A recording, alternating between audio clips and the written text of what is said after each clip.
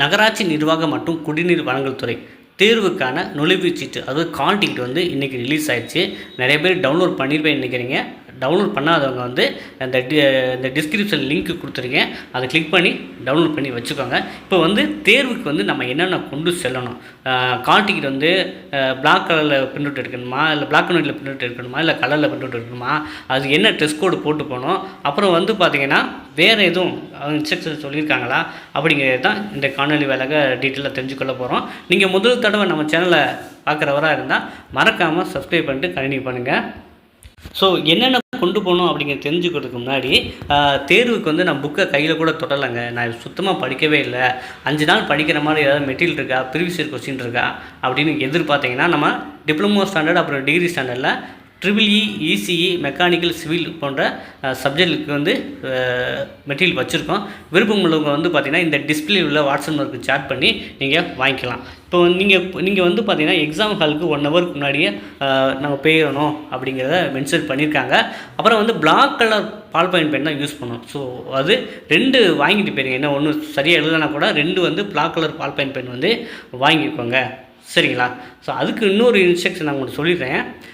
நீங்கள் நமக்கு வந்து எவ்வளோ காம்படிஷன் தெரியாது. அதனால் என்ன பண்ணுறீங்கன்னா கமெண்ட் செக்ஷனில் உங்கள் எந்த சென்ட்ரு போட்டு எந்த ஊர் எந்த பிளேஸு அதை மட்டும் எனக்கு கமெண்டில் தெரிஞ்சிங்கன்னா, ஏன்னா ஒரு சென்ட்டுக்கு ஒரு 1500 பேர் அந்த மாதிரி தான் போடுவாங்க. அதை வச்சு நம்ம காம்படிஷன் எவ்வளோ வருது அப்படின்னு தெரிஞ்சுக்கலாம். இப்போ நீங்கள் தேர்வுக்கு வந்து பார்த்தீங்கன்னா பிளாக் கலர் பால் பென் பண்ணி 2 கொண்டு போங்க, சரிங்களா? அப்புறம் வந்து 1 ஹவர் பிஃபோர் வந்து நீங்கள் ரீச் ஆகிடணும் அப்படின்னு சொல்லியிருக்காங்க. ஸோ இது வந்து பார்த்திங்கன்னா அவங்க டைம் ஷெடியூல் எப்போ வரணும் அப்படிங்கிறதையும் டீட்டெயிலாக சொல்லியிருக்காங்க. அவங்க விண்ணப்பதாரர்கள் கருப்புமை பந்துமுனை பேனாக மட்டுமே பயன்படுத்தணும் அப்படிங்கிறதையும் சொல்லியிருக்காங்க. ஸோ இதெல்லாம் வந்து உங்கள் ரிஜிஸ்ட்ரேஷன் நம்பர் அதெல்லாம் பார்த்து கரெக்டாக உட்காரணும் அப்படிங்கிறதையும் சொல்லியிருக்காங்க. அப்புறம் OMR சீட்டை வந்து பார்த்திங்கன்னா அவங்கள்ட்ட கரெக்டாக கொடுத்துட்டு போகணும் அப்படிங்கிறதையும் சொல்லியிருக்காங்க. அப்புறம் வந்து பார்த்திங்கன்னா என்னென்ன ட்ரெஸ் கோடு அப்படிங்கிறதையும் சொல்லியிருக்காங்க, ஓகேவா? ட்ரெஸ் கோடு பார்க்கறதுக்கு முன்னாடி நம்ம வந்து ஐடி ப்ரூஃப் ஒன்று கொண்டு போகணுங்க, சரிங்களா? அது ஒரிஜினல், அது கால் டிக்கெட் வந்து பிரிண்ட் அவுட் விட்டு போகணும். கால் டிக்கெட் பிரிண்ட் அவுட் ஒன்று, அது பிளாக் அண்ட் ஒயிட்டாக இருக்கலாம், கலராக இருக்கலாம்.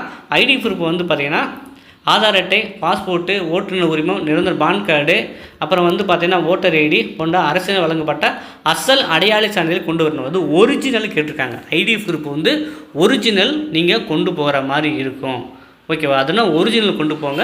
அப்புறம் கால் டிக்கெட் பிரிண்ட் அவுட்டு, ஏன்னா கால் டிக்கெட் பிரிண்ட் அவுட்டு 2 போட்டு வச்சுக்கோங்க, சரிங்களா? ஒரு பிரிண்ட் அவுட்டை வந்து போட்டு வீட்டில் வச்சுட்டு போங்க, இன்னொன்று கொண்டு போங்க.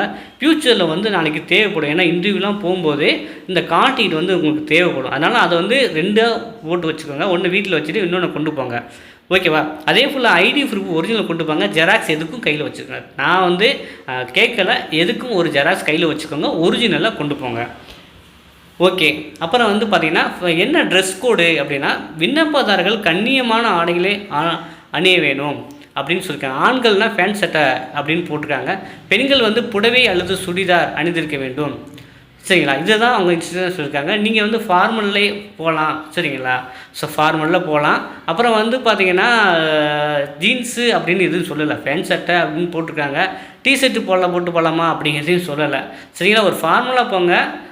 ரொம்ப வந்து பார்த்தாலே ஒரு மாதிரி பயமுறுத்துற மாதிரிலாம் போட்டு போயிடாதீங்க, சரிங்களா?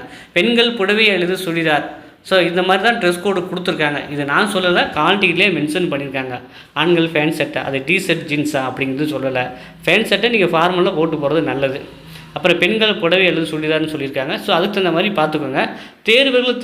தேர்வு நடைபெறும் இடத்தில் கண்டிப்பாக ஒழுக்கத்தை கடைபிடிக்க வேண்டும் அப்படின்னு சொல்லியிருக்காங்க. ஸோ அதுக்கு தகுந்த மாதிரி நீங்கள் நடந்துக்கோங்க, சரிங்களா? ஸோ இது வந்து அப்புறம் இன்ஸ்ட்ரக்ஷன் நிறையா சொல்லியிருக்காங்க. நம்ம பேசிக் வந்து என்னென்னா நீங்கள் வந்து பார்த்தீங்கன்னா மற்ற திங்ஸுனால் நீங்கள் ஃபோன் கொண்டு போவீங்க, பர்ஸ் கொண்டு போவீங்க, அப்புறம் வந்து மெட்டீரியல் கொண்டு போவீங்களா, அதுக்கு வந்து நம்மளுடைய ஓன் ரிஸ்கில் தான் வச்சுக்கிற மாதிரி சொல்லியிருக்காங்க. அப்புறம் வந்து பார்த்திங்கன்னா வாட்ச் வந்து என்ன கட்டணும் அப்படின்னு நிறைய பேர் கேட்பீங்க. நீங்கள் நார்மல் வாட்ச் கேட்டுப்போங்க. Electronic watch, digital watch, smart watch அதெல்லாம் அலோவ் பண்ண மாட்டாங்க, சரிங்களா? அதனால் வந்து நார்மல் வந்து வாட்ச் தெரியலன்னு நினைக்கிறேன். ஸோ அந்த மாதிரி வாட்ச் கொண்டு போங்க. வாட்டர் பாட்டில் கொண்டு அலோவ் பண்ணுவாங்க. அது டிரான்ஸ்பரண்ட்டாக இருக்கிற மாதிரி பார்த்துக்கோங்க. அது கண்ணாடியாக இருக்கணும், சரிங்களா? டிரான்ஸ்பரண்டாக அந்த மாதிரி வந்து வாட்டர் பாட்டில் கொண்டு போங்க. ஸோ இதுதான் வந்து மெயினாக இன்ஸ்ட்ரக்ஷன் சொல்லியிருக்காங்க. மற்ற OMR சீட் ஃபில் பண்ணுறது எல்லாமே இன்ஸ்ட்ரக்ஷன் கொடுத்துருக்காங்க. நீங்கள் வந்து பொறுமையாக வந்து படித்து பார்த்து தெரிஞ்சுக்கோங்க. ஸோ இப்போ வந்து பார்த்திங்கன்னா தேர்வுக்கு வந்து கட்டாயம் எல்லோரும் அட்டன் பண்ணுங்கள்.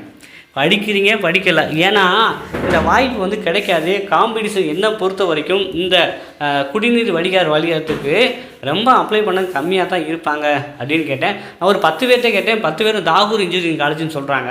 ஸோ நீங்கள் வந்து எக்ஸாமினேஷன் சென்டர் வந்து எங்கே போட்டிருக்காங்க அப்படி கமாலில் தெரிஞ்சுக்கின்னா நம்ம எவ்வளோ பேர் காம்படிஷன் வந்திருக்காங்க தெரியலாம். அதனால் வந்து தேர்வுக்கு வந்து தவறாமல் சென்று வாருங்கள். ஏன்னா நீங்கள் படித்த சப்ஜெக்ட் தான் எழுத போகிறீங்க. அதனால் அதுக்கு மறக்காதீங்க. ஸோ ஒரு 1 வீக்னாச்சும் நான் படிச்சுட்டு போகிறேன், ஏதாவது நான் படிச்சுட்டு போகிற மாதிரி மெட்டீரியல் இருக்கான்னா அதுக்கு நம்ம ப்ரொவைட் பண்ணுறாங்க. ஸோ நீங்கள் வாங்குகிற மெட்டீரியல் வந்து டிஎன்பிசி கம்பைன்டு இன்ஜினியரிங் சர்வீஸ்க்கு யூஸ் பண்ணிக்கலாம். ஜிஎஸும் தமிழ் வந்து குரூப் 4 குரூப் 2க்கும் யூஸ் பண்ணிக்கலாம். அந்த மாதிரி வந்து மெட்டீரியல் வச்சுருக்கோம். வேணுங்கிற வந்து நீங்கள் யூட்டிலைஸ் பண்ணிக்கலாம். என்னென்ன சப்ஜெக்ட் இருக்குன்னா EEE, ECE, mechanical, civil, diploma, அப்புறம் டிகிரி ஸ்டாண்டர்டில் இருக்குது. அந்த மெட்டீரியல் எல்லாமே நம்ம இங்கிலீஷ் மீடியம் மட்டும்தான் சப்ஜெக்ட் பேப்பருக்கு வச்சுருக்கோம். ஜெனரல் ஸ்டடீஸு தமிழ்லேயே இருக்குது, இங்கிலீஷ்லேயே இருக்குது. ஓகேங்களா? ஸோ விருப்பம் உள்ளவங்க நீங்கள் என்ன வந்து வாட்ஸ்அப் வந்து ஸ்டார்ட் பண்ணலாம். நம்ம வந்து அடுத்த